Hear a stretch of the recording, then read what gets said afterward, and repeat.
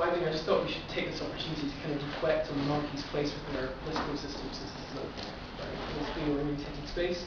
And I know that Professor Adam Thompkins has quite strong feelings about the subject, so I just thought I'd invite him along to talk about it. So I'll just pass it on to him. Thanks, Stuart. Thank you very much. I mean, we could just have a conversation about it. I mean, I don't want to. This is not a lecture. Right? I've done lecturing for a while. So let's just chat. I'll start with you, ball rolling, and see what people think. I think that the most dangerous and pernicious myth that the royalists put out is that she's harmless. She's just a harmless old granny who lives in a big house. Nothing could be further from the truth. The Queen is incredibly powerful, and the royal family is incredibly influential in a huge variety of ways and aspects of British politics. And the first thing that Republicans the first message that Republicans have to convey, which we are spectacularly unsuccessful at conveying, is that the royal family matters. It's not an adornment. It's not a jewel. It's not an invitation to American and Japanese tourists to come take pictures of big houses in central London. The Queen and her family are an active unit of political power and influence. And until and unless we're able to explain that coherently and put that message out clearly, republicanism is doomed in Britain. So the first thing I want to do is explain from a kind of legal point of view, which is where I come from, what the powers of the monarchy are, and what they and to say then something about the ways in which the monarchy exercises political influence, in ways which I think are both constitutional and unconstitutional. And I'll tell you something a little bit about one or two of the campaigns I'm involved in to try and expose some of what we think are the unconstitutional aspects of, in particular, Prince Charles's behaviour in recent times. So that's what I'd start with, and I'll see where we go. Okay. So the Queen herself, the monarch, him or herself, has four main constitutional or political or legal powers, none of which can be exercised by anybody else, all of which are exercisable only by the Queen herself. And these are to appoint the Prime Minister, quite important, to dissolve Parliament, and the dissolution of Parliament is the trigger for a general election in the British Constitution, to grant the royal assent to legislation, and to dismiss the government. Now, the last two of these we can deal with relatively quickly because they haven't been used for hundreds of years. They still exist as powers, but they haven't actually been used in practice for hundreds of years. The last time that the reigning monarch refused her royal assent to a bill which had been passed by Parliament was in 1708, when Queen Anne was the Queen. And the last time that the government was dismissed by the King was in 1854, when William IV dismissed the government of Melbourne, I think. But in several other members of the British Commonwealth, the Queen's representative has, much more recently than that, dismissed the government of the day, the most notorious example being the dismissal of the Whitlam government in Australia in 1975. So as recently as 1975, the Crown, not the Queen herself, but her representative in Australia, the Governor-General of Australia, dismissed the democratically elected government of Australia because he could. So this is a real power. It hasn't been used in the United Kingdom since 1834, but it's a real power that's used in the Commonwealth, even in the late 20th century. The two powers of the monarch I want to talk about a little bit more because they they continue to be exercised by the Queen herself. But the first two I mentioned, the appointment of the Prime Minister and dissolution of Parliament. Now, our constitutional law doesn't say anything about the Prime Minister at all. it would not be illegal for there not to be a Prime Minister. There's no legal requirement that there is a Prime Minister. But the fact that we have a Prime Minister is a matter of the Constitutional Convention. Constitutional conventions are non-legal, but nonetheless binding rules of constitutional behaviour. So it would be unconstitutional for us not to have a Prime Minister, but it wouldn't be illegal for us not to have a Prime Minister. The convention is that the Prime Minister is the leader of the political party that commands an overall majority of seats in the House of Commons. Right? Now, where there is such a leader of such a party, it's uncontroversial who the Prime Minister will be. So after the 1997 general election, it was obvious that Blair was going to be Prime Minister because he was the leader of the Labour Party, and the Labour Party had an overwhelming majority of seats in the House of Commons. But it's not always clear who the leader of the largest party in the House of Commons is, and it's not always the case that in the House of Commons there is one party that has an overall majority of seats. And there have been 4 instances in the present Queen's reign where she's had to make a choice as to who her Prime Minister should be, as to who her Prime Minister should be, as to who our Prime Minister should be. The first 2 instances were because of the rules as they then were of the Conservative Party. The Conservative Party was the largest single party in Parliament, had an overall majority in Parliament, but the then rules have changed since, but the then rules of the Conservative Party allowed the Queen to have a say in who should be the leader of the Conservative Party. So in 1957, the Queen was instrumental in choosing Macmillan as Eden's successor as Prime Minister rather than Butler. And in 1963, at the end of Macmillan's term as Prime Minister, again she was instrumental in choosing Hume rather than Butler to succeed Macmillan. So there were 2 occasions in the relatively early period of her reign, in 1957 and 1963, where the Queen was personally involved in the selection of the Prime Minister, because the Conservative Party rules at the time allowed that to happen, and the Conservative Party was at that time in office. Now the rules of the Conservative Party have now been changed, and it's clear that the leader of the Conservative Party is elected by the Conservative Party, as David Cameron was, as his predecessors were, as Conservative Party leader. The Queen no longer has a role in choosing or in orchestrating, coordinating the selection of the individual who will be leader of the Conservative Party. So that's unlikely to recur. One of the Queen's biographers, the late Ben Pimlott, who's a brilliant biographer and political commentator at Goldsmiths in London, who wrote a biography of the Queen that was published shortly before he died, said that her involvement in these prime ministerial selections were the greatest political misjudgments of her reign. And this is one of the unknown stories of the present Queen. One of the things that's often said about the present Queen is that her reign has been flawless, even if her children are all nutties.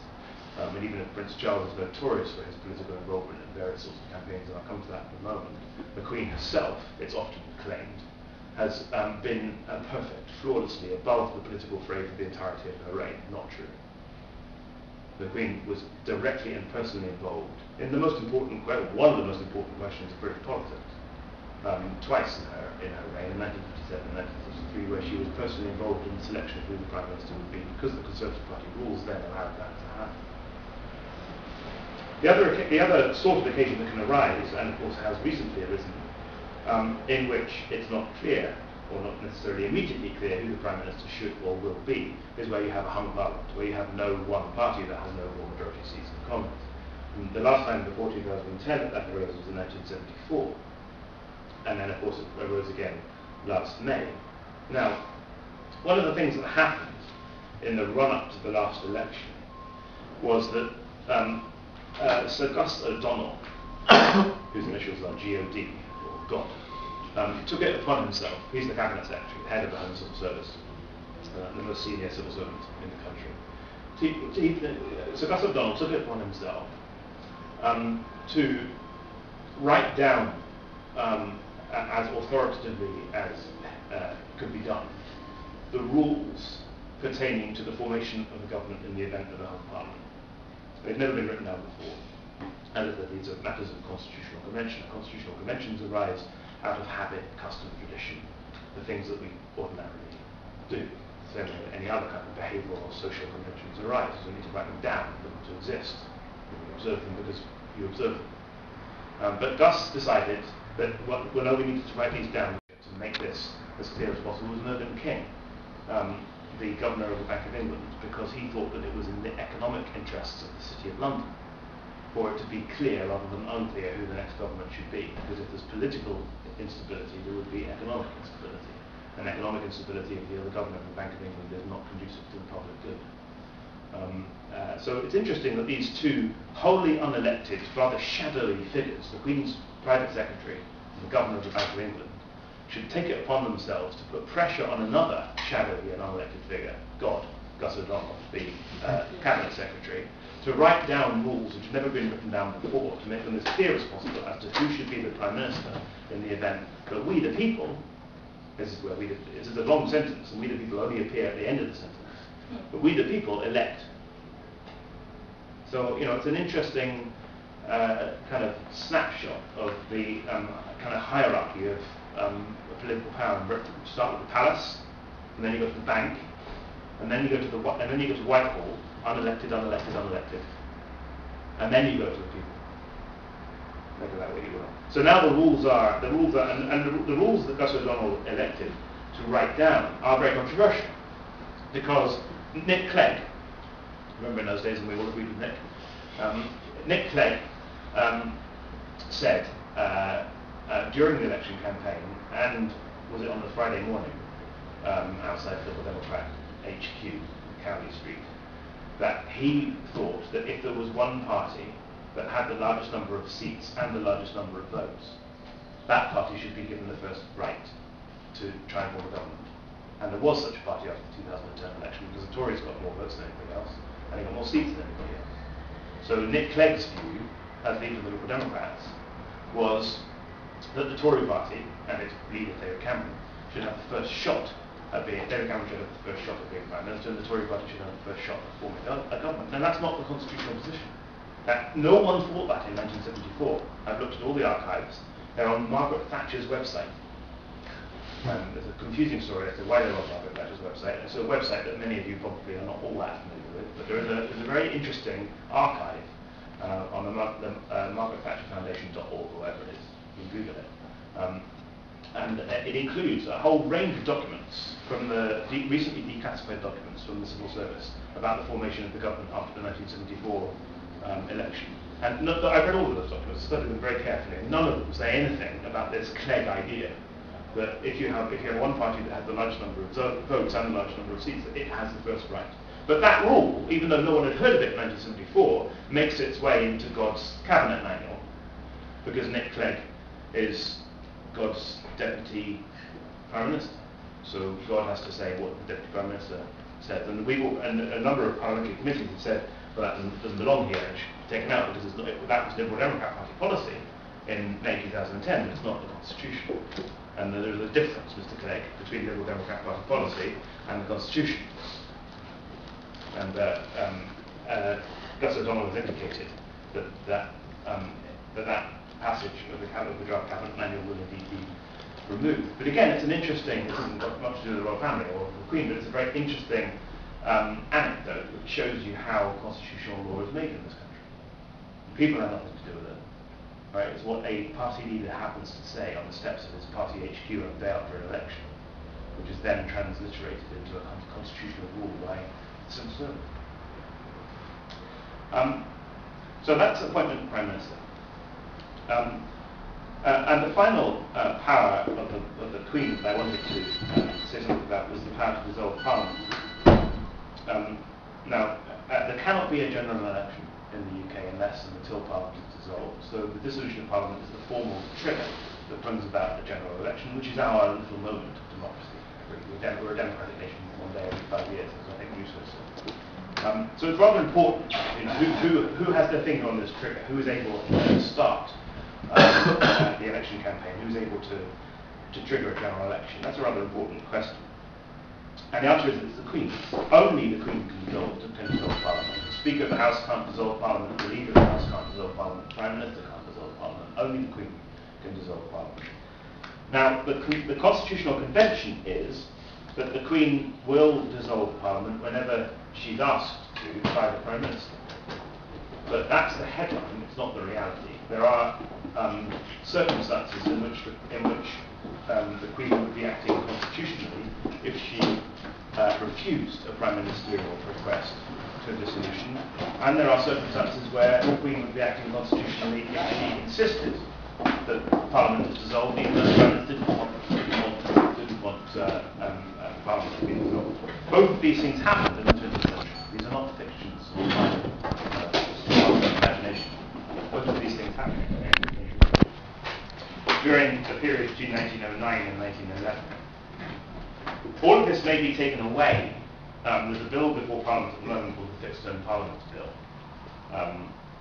And the Crown's power to dissolve Parliament will be taken away if that bill is passed in its present form. So it may be that the powers of the monarchy are about to diminish because of the Fixed Term Parliament Bill. That bill has not yet been enacted. It's still in front of Parliament. In the Queen's Dominion of Canada, over the water, the royal prerogative of proroguing Parliament has been very controversial in recent years. Canada is, I think, now currently having its fourth general election in 7 years, and there's been this political stalemate in Canada.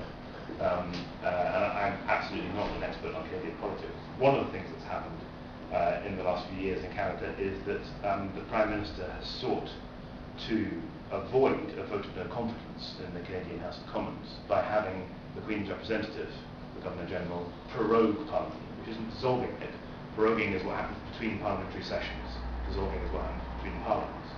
So that, again, very obscure prerogative powers that only very, very dusty constitutional lawyers can articulate and understand have been used in very recent times, in the last 3 or 4 years, in the Commonwealth, not in Britain, but in the Commonwealth, to obstruct, deliberately designed to obstruct the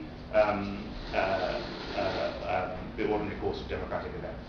Right? If your Parliament is about to vote, pass a vote of no confidence in your Prime Minister, the Prime Minister has to resign of the general election.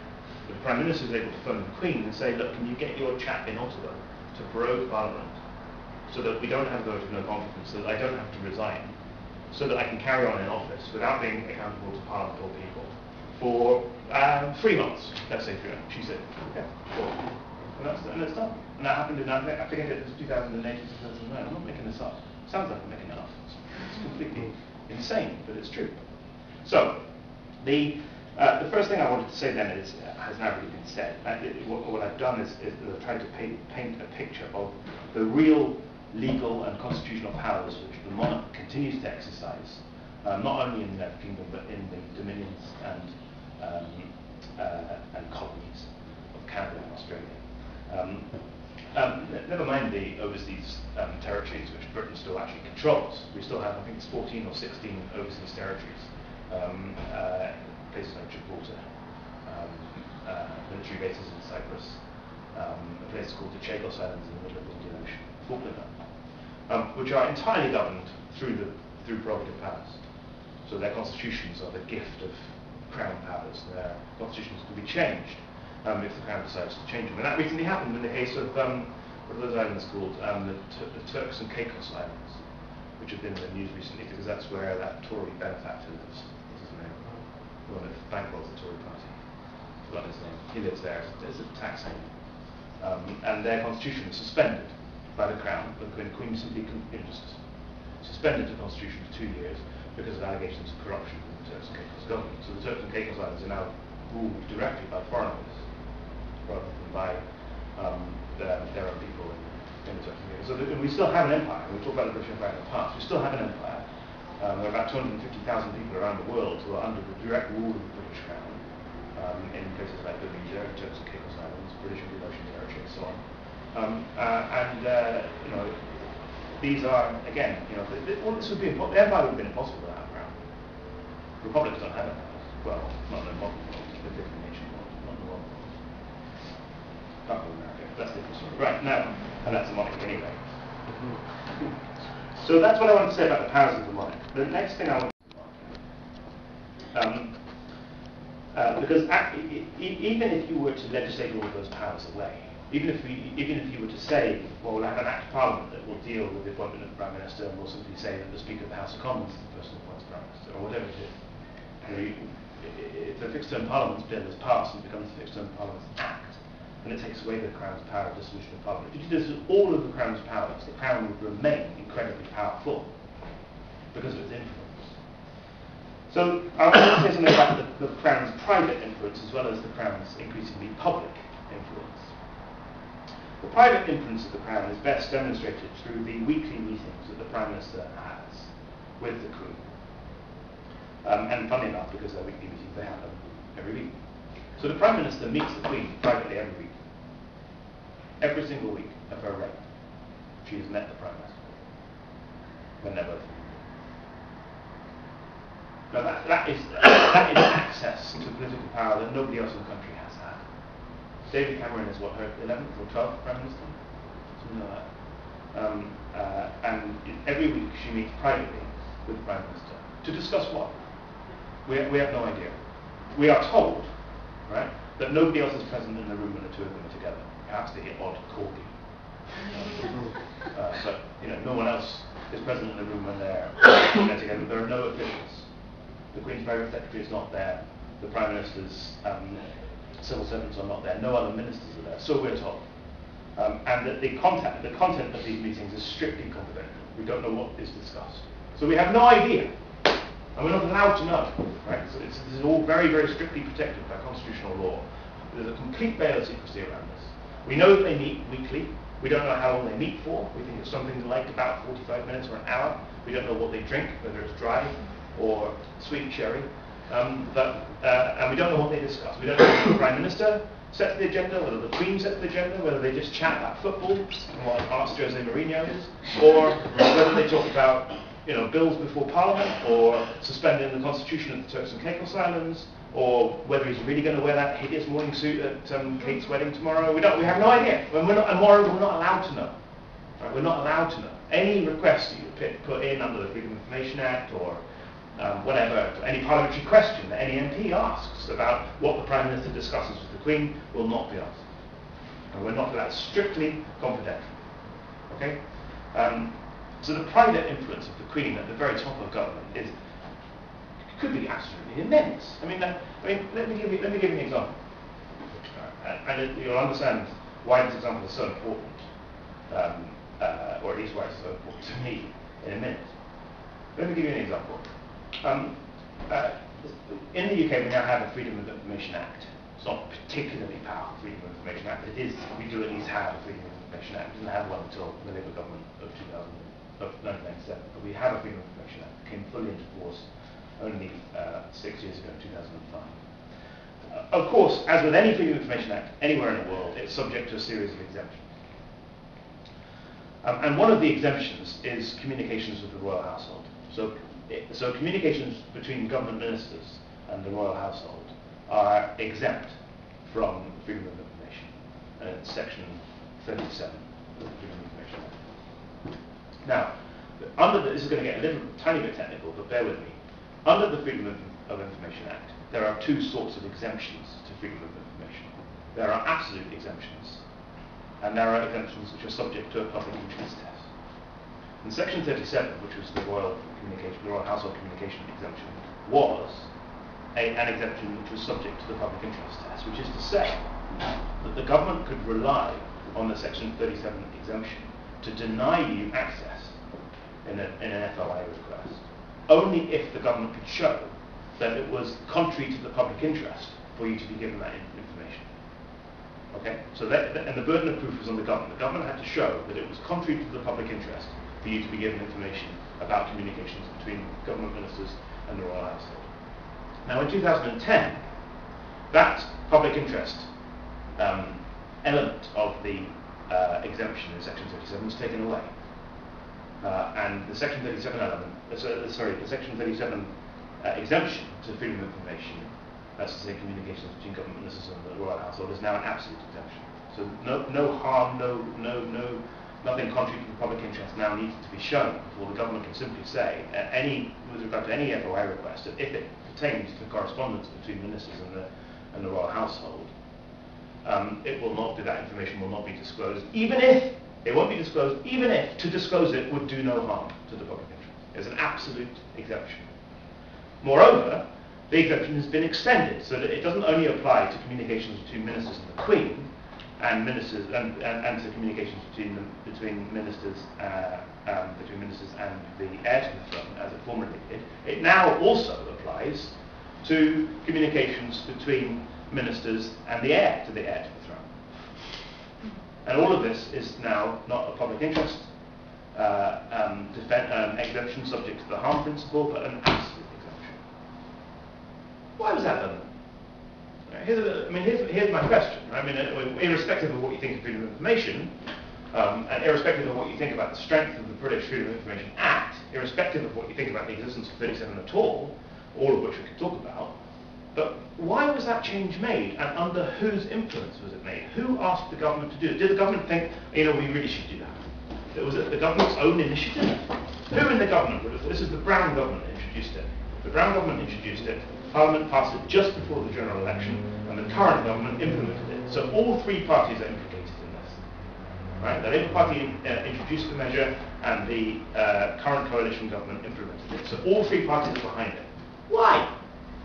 Who's whispering in their ear saying, you know what, Minister, what we'd really like to do is to turn Section 37 from a public interest exemption into an absolute exemption? Who do you think might possibly be having that little whisper in the minister's ear? It's unthinkable to me, absolutely unthinkable to me, that in the run-up to an election, right, with the economy in apparent freefall, that ministers in Gordon Brown's government would think, you know what our political priority should be this week, Gordon?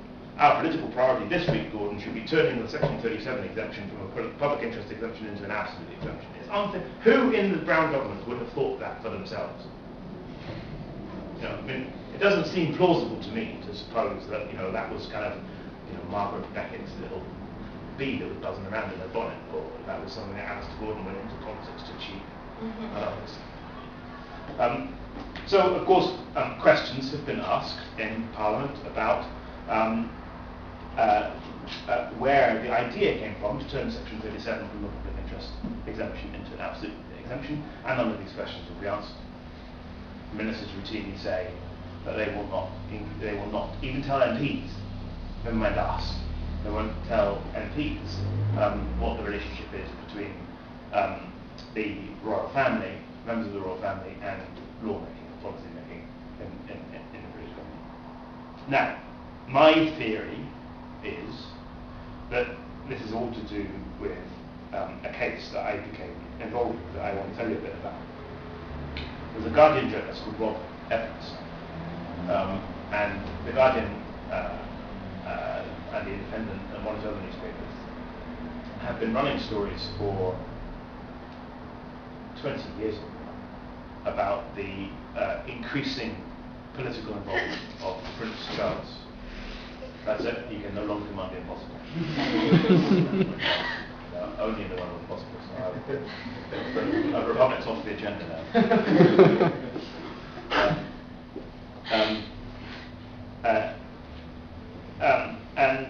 Rob Evans used the Freedom of Information Act, the Guardian journalist, used the Freedom of Information Act to seek from about matters of public policy or government policy on a whole range of issues. Because the allegation is out there, it's one that we're all very familiar with, I think. The allegation is out there that even if the Queen has by and largely been above party politics for most of her reign, Prince Charles is not. He's the heir to the throne. At some point, he's going to be our king, right? Unless something interesting happens. He's going to be our king, right?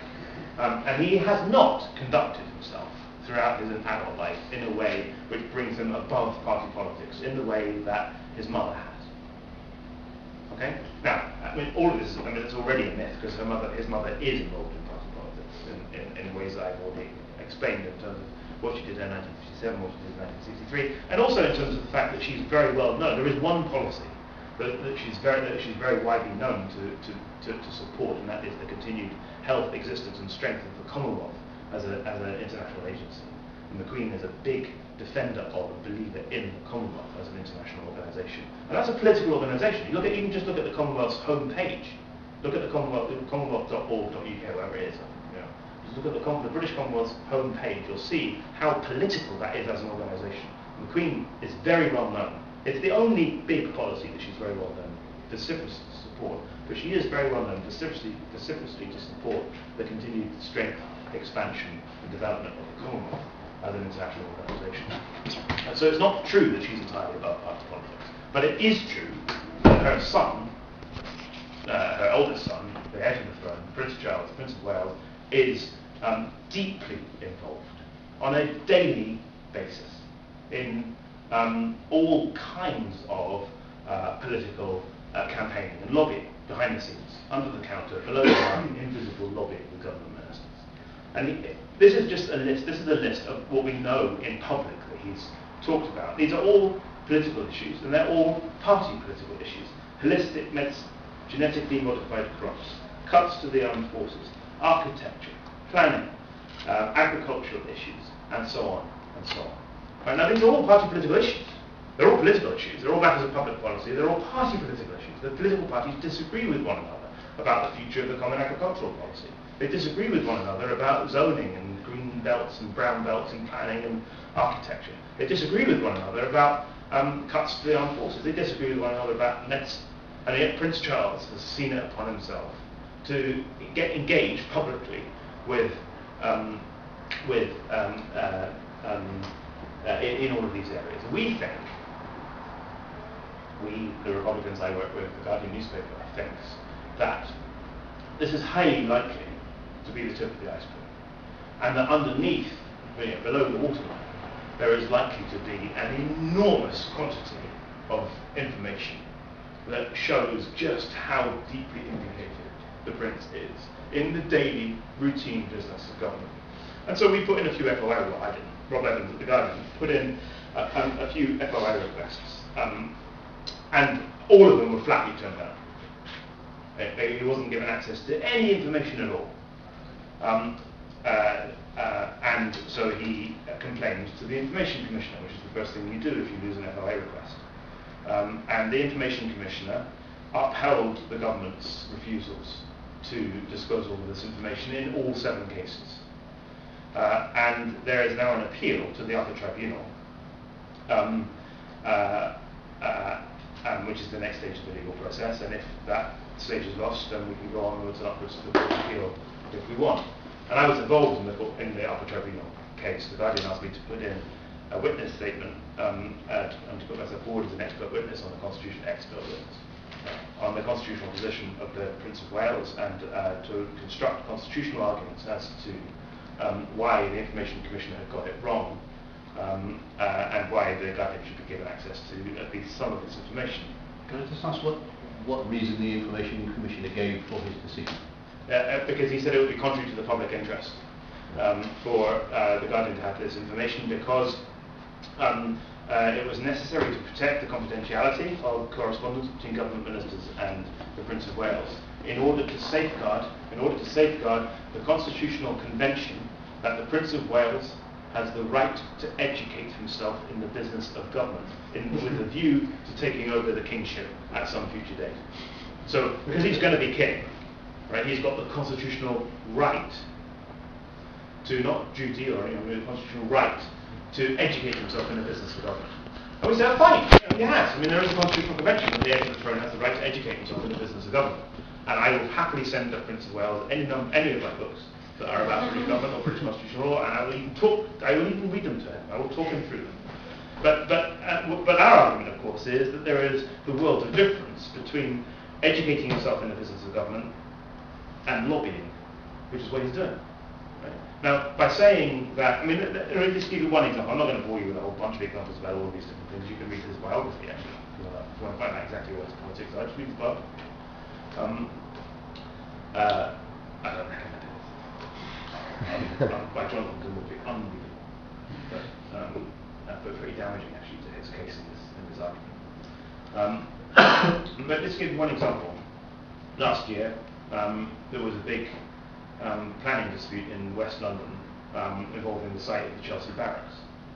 And the site of the Chelsea Barracks is owned by a Qatari development agency, which is in turn, as I understand it, owned by the emirs of Qatar.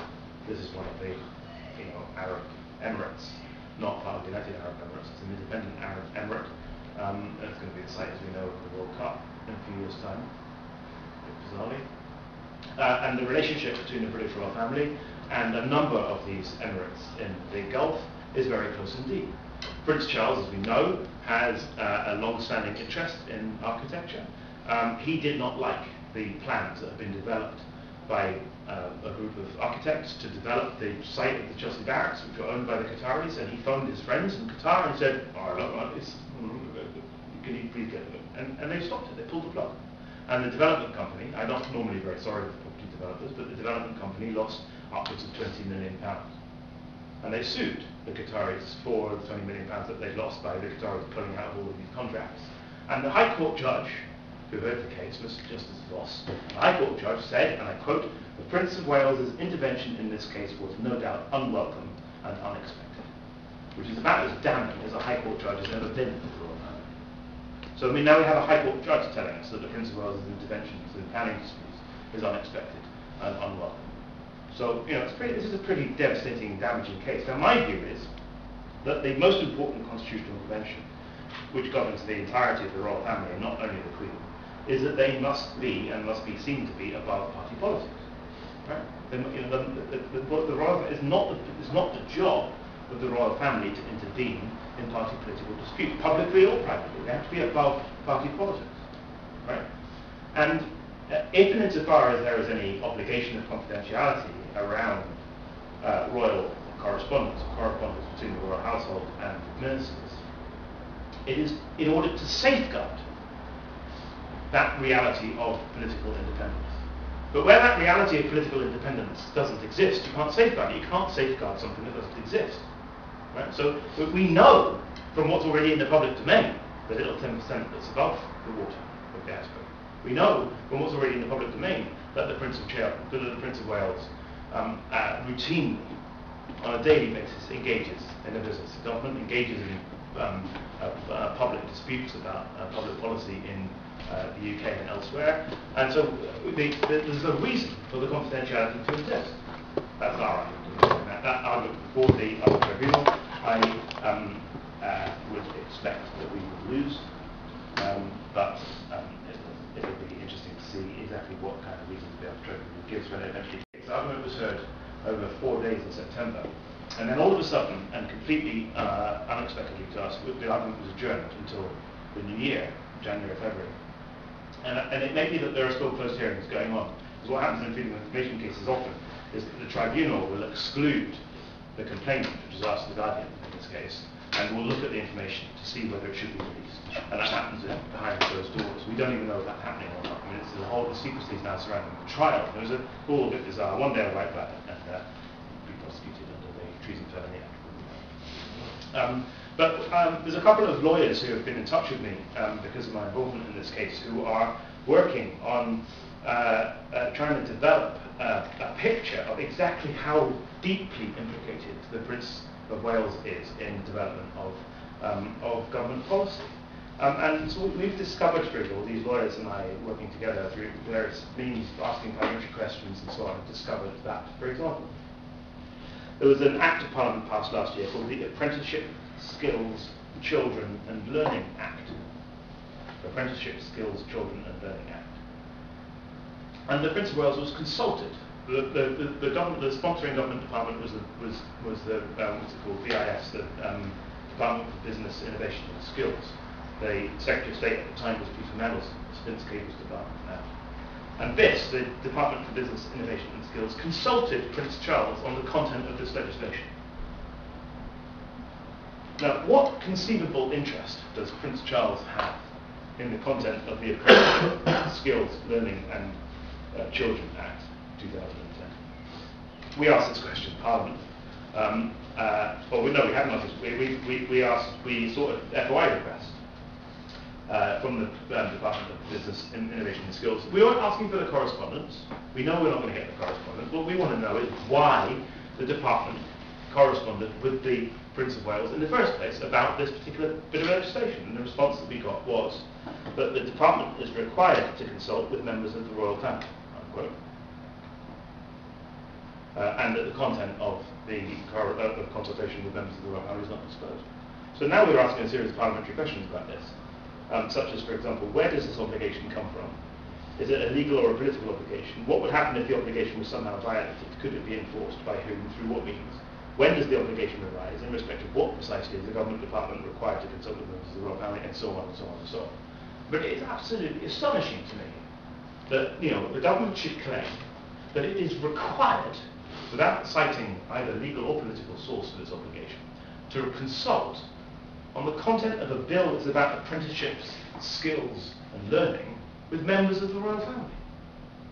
I mean, I can understand how the Constitution would say that if the government were proposing to change the size and shape of the Duchy of Cornwall, that you would consult with the Duchy of Cornwall. I can understand that. But this isn't a bill about the Duchy of Cornwall, this is a bill about apprenticeship, skills, children and learning. So why should the Duchy of Cornwall be formally, not just should be required, but should be required to be consulted? It doesn't make any sense to me at all. And it turned out that this happens routinely, bill after bill after bill after bill after bill after bill from all sorts of government departments. The other one we found out about recently was the Children's Rights Bill. We can confirm that this is a parliamentary answer to a question about the Children's Rights Bill on the 10th of March of this year. We can confirm, the Minister said, that the Department, as the Department of Education, did consult the Duchy of Cornwall in relation to the Children's Rights Bill, but we do not disclose the contents of correspondence with members of the royal family or the royal household. So we now know, or we reasonably suspect, that the Prince of Wales is routinely consulted by all government departments on the content of all legislation that governments put before Parliament, and that we're not entitled to know anything at all about what the subject matter of the consultation is, what ministers say to the Prince, what the Prince says to ministers, or, most importantly, what ministers do with what the Prince says. Do they just throw it in the bin? Okay, we've consulted with the old twat, now we can get on and ignore what he has to say and move on. Or do they actually act on his little nostrums and his little foibles and his little whatever it is about children or about apprenticeships or about learning? We have no idea, we're not allowed to know. So the more we find out about this, the more information comes out, these little tiny trickles, and this very interesting sentence that we've now got in this letter saying the department is required to consult with members of the royal family, not with the Queen, not with the Crown, not with the monarchy, but with members of the royal family. All members of the royal family? Are the Middletons now going to be consulted, as from tomorrow, on the content of all future legislation? And so on. So the more we know, we could put in more FOA requests, we put in more PQ, parliamentary questions, with sympathetic MPs, and we try and build a picture of exactly what it is that is going on here. But my point is, it's taken a long time to make it, but it's quite very exciting.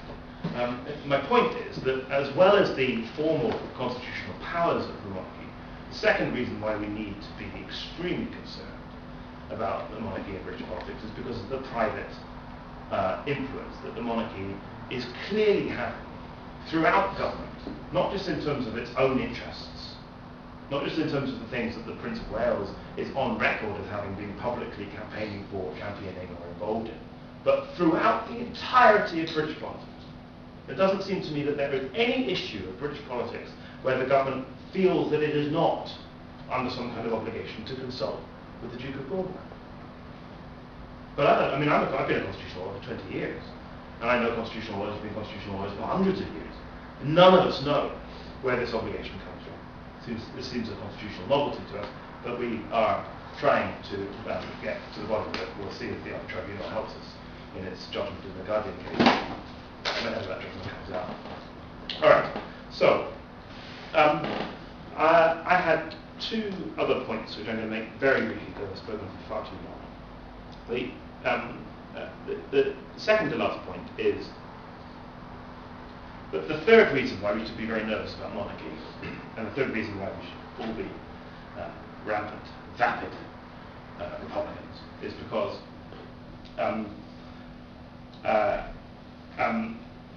there is this thing in law called the prerogative power, and I've talked a little bit about the prerogative powers that the Queen still exercises, but I haven't said anything about all of the prerogative powers which have been transferred from the Queen to ministers.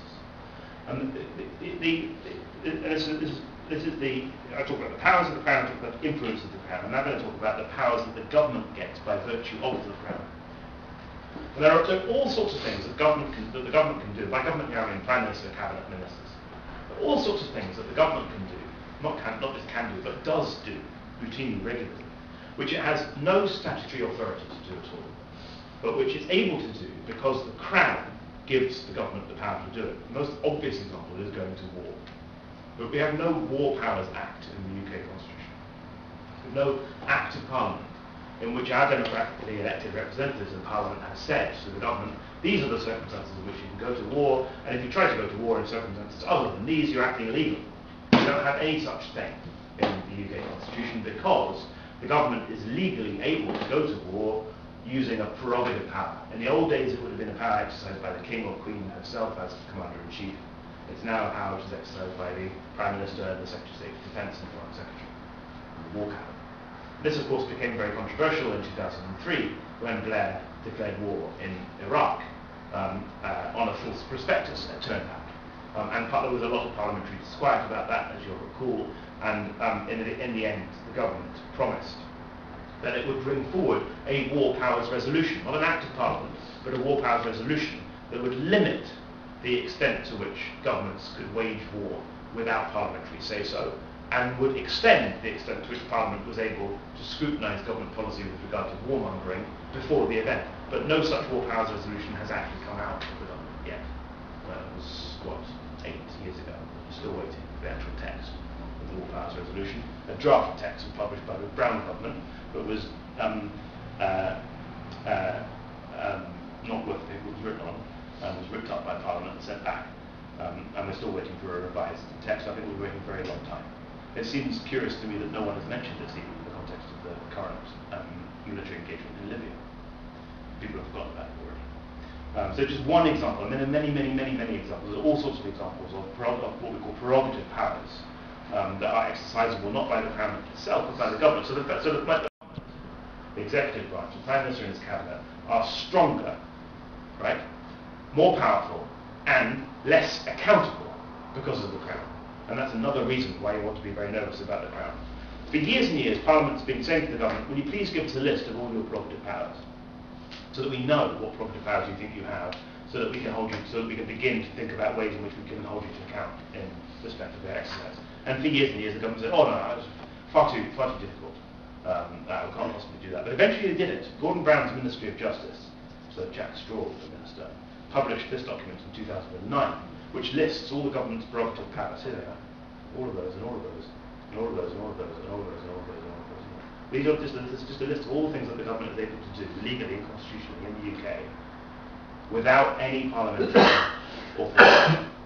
So we elect our parliamentarians, right, to hold the government to account. That's their job, to hold the government to account. But these are all the things that the government can do without being held to account by Parliament, because they have this second source of power that comes directly from the Crown. If you didn't have a Crown, you wouldn't have a prerogative power. If you didn't have a prerogative power, all of these things would be democratically accountable rather than not accountable. So that's the third reason for being nervous about the Crown. Final thing I want to say, what would a Republican alternative look like? Again, one of the big royalist myths which Republicans are going to need successfully to defeat if the agenda for a republic is ever to get off the ground, is that a presidency would be expensive, a presidency would be unnecessary, a presidency would lead us to having monkeys elected to run the country, B-grade politicians. Mr. Thatcher would come back and haunt us as president of the British Republic, or worse, Richard Branson, or I don't know, Boris Johnson. These people would stand. Who was it? Who else is it? Who's frequently suggested? Cliff Richard, or Stephen Fry. And my response to that is we don't need a presidency at all. It's absolutely bogus, right? If I was devising a Republican constitution for the United Kingdom, well, it wouldn't be the United Kingdom, but it would be the British Republic. If I was devising a Republican constitution for the British Republic, we wouldn't have a presidency. We have a Prime Minister who is, to all intents and purposes, head of state. And any power that couldn't be transferred from the monarchy to the Prime Minister could be transferred from the monarchy to the Speaker of the House of Commons. There is no power, there is no prerogative power, there's no power, I've been through every power listed in this document. There is no power here, there is no power in the British Constitution that could not be exercised either by the Prime Minister or by the Speaker of the House of Commons. So what we could do is we could abolish the monarchy without replacing it. We don't need to replace it with a presidency of any description. We don't need a kind of nondescript presidency like the Irish have, like the Germans have. We certainly don't need a Sarkozy or de Gaulle style presidency like the French have, and we absolutely do not need a presidency in the model of the United States, which is a completely different model of constitutionalism altogether. So the first major myth that the Royalists put out through their central mouthpiece, the Royal Broadcasting Corporation, is that the monarchy is harmless and has no power. The second major myth that they put out is that any Republican alternative would be, one, expensive, and two, undesirable, because it would be like having George Bush as president or Nicolas Sarkozy or whoever it is. Both of these myths are entirely without foundation and not true, but the Republican argument won't get off the ground until the Republicans are successful in defeating these myths and exposing them to the lies that they are. So, enjoy the wedding. Thanks for your attention.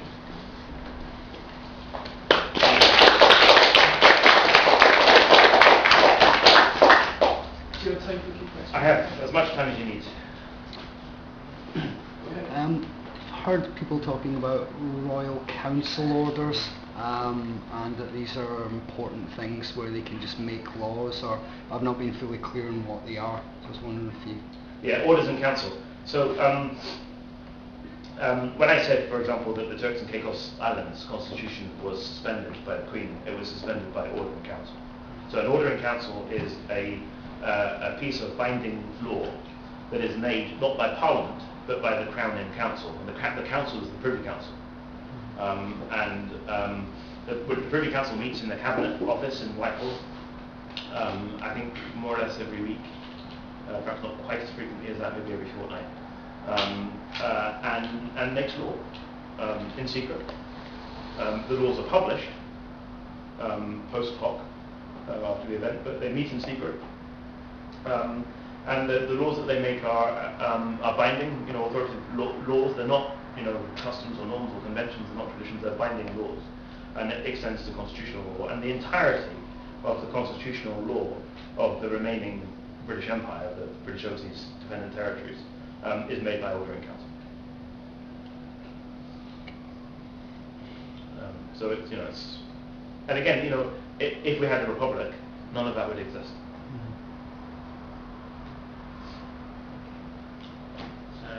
How would you see a republic actually coming about legally? Like, is it going to be put to a referendum? I think it probably would have to be put to a referendum politically. I mean, the republic isn't going to come about. Right? I mean, it's not going to happen. Right? And the reason why it's not going to happen is because the only way it could happen is if government wanted it to happen. If a government was elected that said we want to have a republic, then they would introduce a bill into Parliament. The bill would be passed, because government bills are passed by Parliament, amended but passed, and it may well be that bill would say, this is subject to affirmative vote in a referendum, which is becoming the case for major constitutional change, as in the AD referendum, as in the Scottish Devolution referendum in 1998, it was. But it isn't always the case. But that won't happen. And the reason why it won't happen is because this is that kind of third point that I was making towards the end about war powers. And the principal beneficiary of the Crown is the government. Right? And the government is made stronger by virtue of the Crown. This is the deal that's been struck. The reason why, ask yourself this question, why have we never had a government in this country? We've never had a government in this country that wants to turn this country into a republic. Why? We've had Labour governments. We've even had left-wing Labour governments. We've had SNP governments. Why do the Scottish nationalists want to wrap themselves in the garb of the Crown? Alex Hammond is very committed. Well, he's very committed to nothing. He's just an opportunist. But he sees the opportunity of being a committed Republican, royalist. Why? Because he wants a powerful Scottish government, and he sees that the continuing, even in an independent Scotland, Queen Elizabeth would continue to be the sovereign head of state in its ideal type constitution for an independent Scotland. So even if you had Scottish independence under the SNP, you wouldn't have a republic. And the reason for that is because the principal beneficiary of Crown power is the government of the day.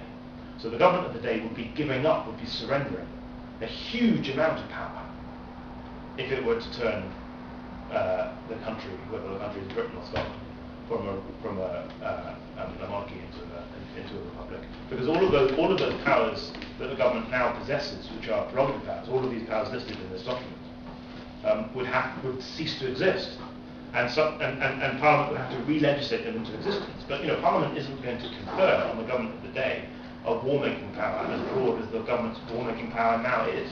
Parliament isn't going to. The current law of diplomacy is entirely a function of the prerogative. And the law of diplomacy is summarised in one word: diplomats can do whatever the hell they want. Right? It's not constrained by rule of law. Now, Parliament isn't going to legislate that law into existence. Right? If you abolish the prerogative power of diplomacy, of international relations, and replaced it with a statutory code of diplomatic relations, then it's inevitable that diplomats, that's to say governments, would have fewer powers in the future than they have now. So government would be surrendering power. And Prime Minister has power, but they don't really. So the principal beneficiary of the Crown's power is the government, which is why we've never had a government that wants to give up the Crown's power. Even Prime Ministers who have kind of borderline Republican tendencies somewhere at the back of their head, like perhaps Harold Wilson or perhaps Tony Blair's wife, very quickly become ardent royalists because they're the Crown's main beneficiary. So was the parliamentary vote on the Iraq invasion in 2003 entirely meaningless? No, it wasn't entirely meaningless. It was almost entirely meaningless. If Blair had lost that vote, he would have resigned, because his political credibility would have been entirely shot. So that was the meaning of it. It was to all intents and purposes a vote of confidence in the Blair government. And the Blair government said that in the future they would expect that Parliament would be entitled to vote before any military conflict happens again. But that's an aspiration. It's not a binding rule. And it didn't happen with regard to Libya, did it? As I understand it, British troops are engaged in Libya, not ground troops, but air forces are engaged in Libya. And as I understand it, there was no parliamentary vote before that engagement occurred. There was a debate after the event. So it wasn't entirely meaningless, but it was. If Blair had lost it, he would have gone. Well, one of the things that you're obviously coming across is the secret state. Yeah. The way everything is amorphous and you can't ever put your finger on it, and especially when it comes to the royal family, Yeah. if you want speciality or you want Yeah. particular interest at the moment. And that's just one of the difficult things about trying to change anything in Britain, is trying to give us a name of who said that or who made that or where it's written and stuff. But it's just they duck and dive and swerve. Yeah. And absolutely. And of course the Blair government realised fairly soon after it pushed the Freedom of Information Act through that it made a mistake. Because transparency is our greatest ally. Yeah. All right. Access to information, open information is our greatest ally. Whatever it is we're doing, whether we're campaigning against the University of Glasgow or whether we're campaigning against the Windsor family or whatever political campaign it is that you're engaged in, you need access to information. You need access to accurate information. And it's an old cliche: information is power, but it is true. It's hugely, absolutely right. It's hugely difficult to construct political argument if you don't have information. All right, so you're reduced to violence because you can't construct argument. I don't know if you've read Blair's memoirs, but they're absolutely dreadful. They're completely unreadable. But there's a very interesting. Go to the library and take out take it off the shelf and look up freedom of information in the index. He has a little rant. I can't remember what page it is. It's page 500 or something about freedom of information in his memoirs. And the way he describes it is incredibly revealing and absolutely astonishing. It's something like this. I won't do it justice, but it's something like this. Freedom of information, full stop, because he likes sentences that aren't sentences. Freedom of information, stop. 3 little words, stop. You imbecile. You pig-headed, ignorant, dumb-witted imbecile. How could you have been so stupid, he's writing to himself, as to have legislated freedom of information. How could the civil service, and he rants at the civil service, how could the civil service, who should know better, have allowed me to do this? I mean, the British Freedom of Information Act is not a strong Freedom of Information Act in international comparative terms. It's not hugely weak. It's not as weak as we first thought it was. And the Campaign for Freedom of Information, which uses the Freedom of Information Act quite a lot, has come round to kind of embracing it. And actually, in a sense, actually quite powerful, because the Information Commissioner is genuinely independent of government, even if he's weak in other respects. So it's not terribly weak, but it's not terribly strong either. But even this kind of middle of the road, half-baked Freedom of Information Act is one that Blair regards as his biggest mistake. What's your biggest policy mistake, Mr. Blair, as Prime Minister? Say Freedom of Information Act, right? Because we can use the Freedom of Information Act. We can't use the Freedom of Information Act. We can't use the Freedom of Information Act yet. We haven't been able to use the Freedom of Information Act to get access to information, to get access to documents. But at least the government now has to explain why they're not giving us documents. They explain why they're not giving us documents, but they use sentences like, it's routinely the case that all government departments consult with members of the royal family about. We didn't previously know that. I mean, actually, we didn't even previously suspect it. I mean, why on earth would you suspect that Prince Charles is routinely consulted about apprenticeship law, or gardening law, or children's law, or whatever it is? You'd have no reason even to think that could. Why on earth would a minister waste his time writing to the Prince of Wales about, what he thinks about the content of Clause 37 of the Apprenticeships Bill? But now we know that this happens. I can't remember what your question was, but the answer to it is that you have to use the tools at your disposal. And at the moment, asking parliamentary questions, and increasingly pointed parliamentary questions. So we've asked some quite general ones, and now on the basis of these letters that we've got, we're asking much sharper, much more pointed, much more directed parliamentary questions, which ministers have to answer. So they don't have to answer FOI. That's supposed to do that. They have to answer PQs. If they don't, they get into trouble with parliamentary authorities. So parliamentary questions are actually quite powerful. So you've got some journalists who are campaigning, you've got some parliamentarians who are campaigning, and you've got some activists who are just trying to put together a picture of exactly what this web of influence is of the royal family, and in particular Prince Charles represent. It's becoming increasingly apparent that it's much bigger than we thought. On the subject of the apprenticeship thing, he did set up Princess Charles. So you're defending him. You're entitled to do that. Yes, and indeed he did. And look, again, one of the things that there's lots of good things that the royal family do, right? The charitable work that the royal family engages with is laudable and to be encouraged, I would have thought. Whatever you're doing, the state and the big society, it's not as if they're all, pernicious, evil, little warmongering bastards all of the time. But this is, nothing that I've said is meant to be, critical of, everything that they will stand for and will do. But to then make, what Frank Chancellor does, he's one of the royalists' biggest propagandists and cleverest propagandists. He says his argument essentially is that the royal family is a charitable organisation, and that British charity would fail without the patronage that it gets in the royal family. And it's a kind of welfare. There is a kind of, and he turns it. I think it's a thoroughly obnoxious argument, but he turns it into a defence of a kind of alternative welfare state. Right? That if you believe in the welfare state, then you must believe in the royal family, because the royal family, through their charitable patronage, provide a kind of alternative supplement to the welfare state. The welfareist case for the royalists. That's a pretty powerful argument. You're gonna say something? Purely political question, but definitely reading my mind. So obviously, Republicans, as you say, put forward an argument for the abdication of Prince Charles when he comes about. Do you want it, or would that just be from passing the buck entirely? Well, tactically it's difficult, isn't it? Because the best thing that we can have to advance the Republican cause is a crap king.